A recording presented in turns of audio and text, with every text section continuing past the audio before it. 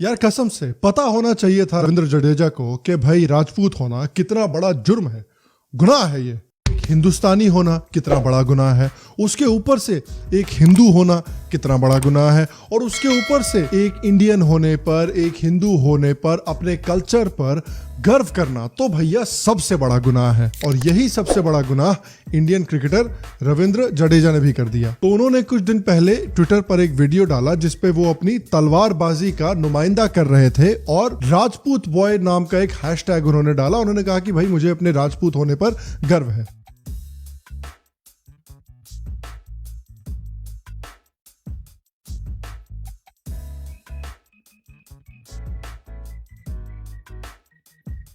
और ये देखते ही हमारे भारत के सेक्युलरिज्म के जो ठेकेदार हैं वो पहुंच गए रविंद्र जडेजा के पास सेक्युलरिज्म को बचाने के लिए। भाई इससे खराब चीज और क्या हो सकती है। लोगों ने ट्वीट करना शुरू किया, अरे भाई राजपूतों ने कितने युद्ध जीते हैं, कितने राजपूत है जो मुगलों के कोर्ट में उनके लिए काम करते थे। ये बेवकूफ एक क्रिकेटर है, इंडियन टीम के लिए क्रिकेट खेलता है, होपफुली अपने कास्ट के लिए नहीं खेलता हो। एक इंसान है जो द प्रिंट के लिए आर्टिकल लिखते हैं, उन्होंने कहा वर्ण व्यवस्था में तलवार रखने का अधिकार सिर्फ आप वीरों का था। क्या आप बताएंगे कि इतिहास में अपनी तलवार से किन्हें हराया है आपने? मैं ऑप्शन देता हूं, गजनी, गौरी, गुलाम वंश, खिलजी वंश, तुगलक वंश, लोधी वंश, मराठा, अंग्रेज, मुगल। कौन है ये लोग,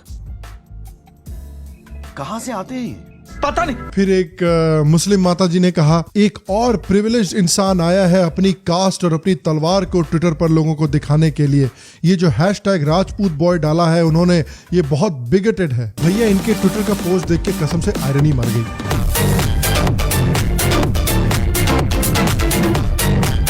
इनका ट्विटर का पोस्ट देख के आयरनी इसलिए मर गई क्योंकि इनका जरा फोटो देखिए। इनके फोटो में इन्होंने हिजाब पहन रखा है, तो ये अपनी जो आइडेंटिटी है वो अपने सर के ऊपर डालकर घूम सकती हैं, कोई प्रॉब्लम नहीं। और जब ये अपनी आइडेंटिटी अपने सर के ऊपर डालकर घूमेंगी तो जितने हमारे लिबरल हैं ये इनको आके शाबाशी देंगे, इनकी पीठ थपथपाएंगे, वेरी गुड, बहुत अच्छा काम किया आपने। बरखा मैडम जैसी जो लोग हैं वो आके इनके साथ फोटो खिंचवाएंगी, फिर वो इनको जामिया की शीरो बोलेंगी, इनको बड़े बड़े सेक्युलर इवेंट्स में इन्वाइट किया जाएगा स्पीच देने के लिए। और ये सब इसलिए क्योंकि ये जो मैडम है ये अपनी आइडेंटिटी अपने सर पे पहनती हैं। लेकिन रविंद्र जडेजा ने एक बार क्या बोल दिया कि मुझे राजपूत होने पर गर्व है, तो भाई इससे खराब और क्या हो सकता है। और ये बात एक बताइए कि इनको प्रिविलेज कहां से आ गया रविंद्र जडेजा को। इनका बैकग्राउंड आप देखिए। रविंद्र जडेजा के जो पिताजी हैं अनिरुद्ध सिंह जडेजा, वो एक सिक्योरिटी गार्ड थे जिनकी कोई फिक्स्ड इनकम भी नहीं थी। रविंद्र जडेजा की जो माता जी हैं वो एक नर्स हुआ करती थी। तो कौन सा इनका प्रिविलेज बैकग्राउंड है भाई। फिर उसके बाद एक और बड़े वाले चमन आए हैं, कह रहे हैं राजपूत पर्शियन से हारे, मुगल से हारे, खिलजी से हारे, मराठा से हारे, ब्रिटिश से हारे, खाली मैदान में तलवार घुमाना बहुत अलग बात है। अबे साले, अबे साले, अबे साले। मतलब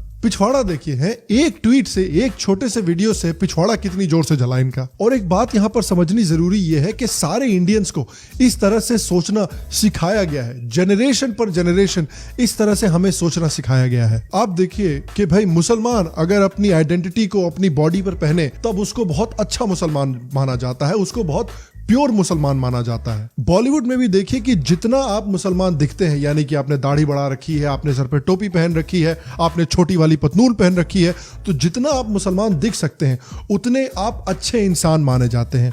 उसी तरह से बॉलीवुड देखिए क्या करता है कि जितना आप हिंदू दिख, यानी आपने टीका लगा रखा है, आपने शिखा पहन रखी है, आपने सैफरन कलर के कपड़े पहन रखे हैं, तो जितना भी आप हिंदू दिखते हैं उतने ही आप ढोंगी होंगे, उतने ही आप पाखंडी होंगे और उतने ही आप चालू और बदमाश होंगे। तो हमारी एजुकेशन सिस्टम तो हमें ये सिखाती ही है, हमारा बॉलीवुड भी हमें यही सिखाता है। इससे पहले कि मैं आगे बढ़ूं, एक बात कहनी बहुत जरूरी है कि ये जो वीडियो है ये कास्टिज्म को डिफेंड नहीं कर रहा है। मैं यहाँ पर कास्टिज्म को डिफेंड करने नहीं आया हूं। कास्टिज्म भारत में, भारत के कल्चर में एक कैंसर है और इस कैंसर को हटाना बहुत जरूरी है। ये वीडियो में मैं कास्टिज्म को डिफेंड नहीं कर रहा हूं, मैं सिर्फ ये कह रहा हूं कि अगर कोई राजपूतों से आता है और अगर कोई कहता है कि जो मेरे पूर्वजों ने भारत के लिए बलिदान दिया है, भारत के कल्चर को बचाने के लिए बलिदान दिया है, उस बलिदान पे मैं बहुत गर्व महसूस करता हूं, तो इसमें कोई गलत बात नहीं है। यहां तक कि भाई सभी भारत के लोगों को राजपूतों के ऊपर बहुत गर्व है। और जहां तक आई बात कि भाई ये लोग मुगलों के लिए काम किया करते थे, कौन है ऐसी कम्युनिटी जिसने एक समय पर भारत के साथ, भारत की सेफ्टी के साथ, भारत के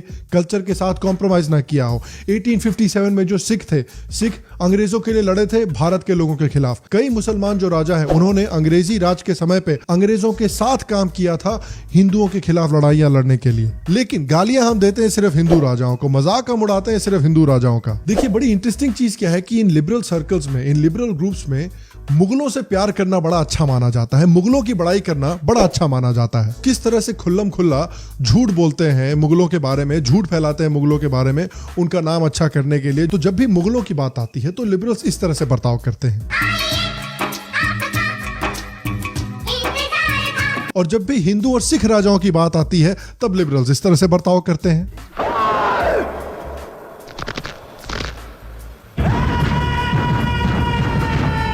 अगर किसी मुसलमान ने बोला था कि वो अपने मुस्लिम हेरिटेज से, वो अपने इस्लाम से बहुत प्यार करता है, तो लिबरल्स क्या उसको गालियां देते? लिबरल्स उसकी पीठ थपथपाते कि वेरी गुड। जब भी मुगलों को डिस्कस किया जाता है तो हम यही डिस्कस करते हैं कि मुगल कितने अच्छे थे, उनका कल्चर कितना अच्छा था, उन्होंने कितनी अच्छी इमारतें बनाई, उन्होंने कितना अच्छा काम किया। हमें बिरयानी दे के, मुगल नहीं होते तो हमारे पास कभी बिरयानी नहीं होती। लिबरल्स कभी भी ओपनली ये बात डिस्कस नहीं करते कि मुगलों ने कितने हजार मंदिर तोड़े, कितने लाखों लोगों को उन्होंने गुलामी में बेचा, कितने लाखों लोगों को उन्होंने जबरदस्ती कन्वर्ट किया इस्लाम में, कितने लाखों लोगों का उन्होंने खून किया, किस तरह से उन्होंने पाकिस्तान से और बांग्लादेश से पूरी तरह से भारतीय कल्चर का नामो निशान मिटा दिया। नहीं, इन सब चीजों की हम बात नहीं करते। लिबरल्स जो है इस तरह के हिस्टोरियंस को प्रमोट करते हैं जो कहते हैं कि भाई औरंगजेब तो खराब आदमी था ही नहीं, औरंगजेब को तो बस लोगों ने मिसअंडरस्टैंड करके रखा हुआ था। ये स्कीम किसी अरे गहरे नत्थु गहरे के लिए नहीं है, इसके लिए बड़ी ऊंची पहचान चाहिए, ऊंची पहुंच चाहिए। तो लिबरल लोग हैं जो राजपूतों की वीरता पर सवाल उठाते हैं, लेकिन वो इस तरह की बातें हमें नहीं बताते जो हमें ट्रू इंडोलॉजी ने अभी बताई हैं कि जब अफगानों ने भारत पर हमला किया था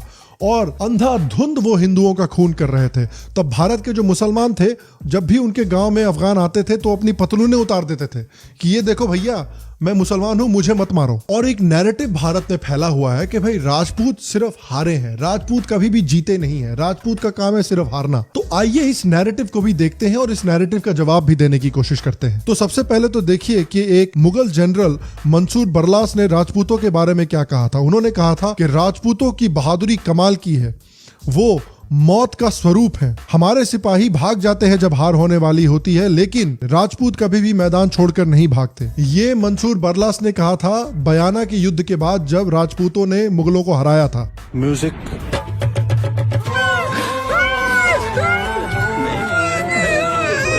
और लिबरल्स इस तरह के सवाल इसलिए पूछते हैं, लिबरल्स इस तरह की बातें इसलिए बोलते हैं क्योंकि उनको भी सच्चाई नहीं सिखाई गई है। तो आज मैं आपको कुछ राजपूतों की कहानियां बताता हूं जब इन्होंने अपनी वीरता दिखाकर जीत को हासिल किया था। पहला एग्जाम्पल मैं आपको बताता हूं राणा कुंभ का, जो एक बहुत महान राजपूत योद्धा थे जिन्होंने मालवा के सुल्तान मोहम्मद खिलजी और गुजरात के सुल्तान कुतुबुद्दीन शाह को, दोनों को एक ही युद्ध में हराया था। और इस युद्ध में इन दोनों मुसलमान राजाओं को हराने के बाद उन्होंने विजय स्तंभ बनवाया था। उसके बाद फिर राणा संग्राम सिंह आते हैं जिनको राणा सांगा भी कहा जाता है, जो राणा कुंभ के पोते थे। उन्होंने भी कई बार मालवा के और गुजरात के इस्लामिक राजाओं को हराया था और उन्होंने तो दिल्ली के इब्राहिम लोदी को भी एक बहुत बुरी तरह से हराया था। खटोली के युद्ध में और ढोलपुर के युद्ध में राणा सांगा ने बुरी तरह से अफगानों को हराया था। फिर उसके बाद महाराणा प्रताप की कहानी तो हमें पता ही है कि किस तरह से महाराणा प्रताप चारों तरफ से दुश्मनों से घिरे हुए थे, लेकिन फिर भी उन्होंने कभी भी हार नहीं मानी, उन्होंने कभी भी लड़ना नहीं छोड़ा। उन्होंने कसम खाई कि जब तक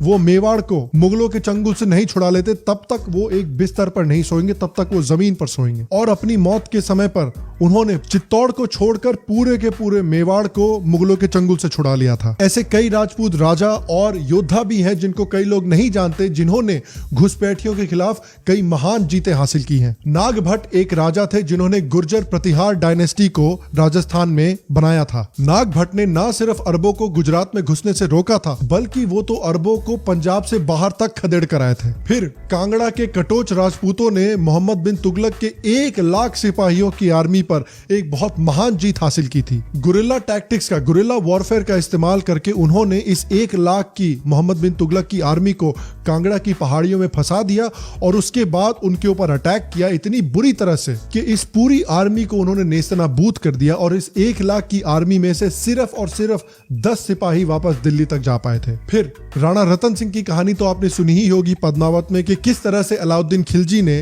राणा रतन सिंह को मारा था और चित्तौड़गढ़ पर कब्जा किया था। तो राणा हमीर, जिनको राणा रतन सिंह का एक दूर का रिश्तेदार माना जाता था, उन्होंने कसम खाई थी कि चित्तौड़ को वो इस्लामिक कब्जे से छुड़ाएंगे। और राणा हमीर के हमले की वजह से मोहम्मद बिन तुगलक को मारवाड़ और मेवाड़ दोनों से हाथ धोना पड़ा था। और फिर एक और महान राजपूत योद्धा है जिनका नाम बहुत लोगों को नहीं पता है, उनका नाम है दुर्गादास राठौड़। दुर्गादास राठौड़ एक महान राजपूत योद्धा थे जिन्होंने 30 साल तक औरंगजेब से लड़ाई की थी। औरंगजेब मारवाड़ पर कब्जा करना चाहता था, लेकिन दुर्गादास राठौड़ ने मारवाड़ के जो राजा थे महाराजा अजीत सिंह, उनको अपनी शरण में ले रखा था, क्योंकि महाराजा अजीत सिंह उस समय एक बच्चे थे। और औरंगजेब ने बार बार कोशिश की कि दुर्गादास राठौड़ को मारे, लेकिन वो कामयाब नहीं हुआ। जब वो दुर्गादास राठौड़ को मारने में कामयाब नहीं हुआ, तब उसने कोशिश की कि भाई इनको कुछ घूस दी जाए, इनको जमीन का लालच दिया जाए, इनको पैसे का लालच दिया जाए, अपने साथ मिला लिया जाए। तब भी दुर्गादास राठौड़ जो हैं वो लड़ते रहे औरंगजेब से। और औरंगजेब की मौत के बाद दुर्गादास राठौड़ ने मारवाड़ को मुगलों के चंगुल से छुड़ाया और महाराजा अजीत सिंह को मारवाड़ के सिंहासन पर बिठाया। और प्लीज मुझे नीचे कमेंट सेक्शन में आप जरूर बताएं कि इनमें से कितने योद्धाओं को और कितने राजाओं के बारे में आपने सुना है। तो इस तरह से कई दर्जनों ऐसे युद्ध हैं जो राजपूतों ने जीते हैं, लेकिन उनके बारे में लिबरल्स कभी भी बात नहीं करते। क्यों?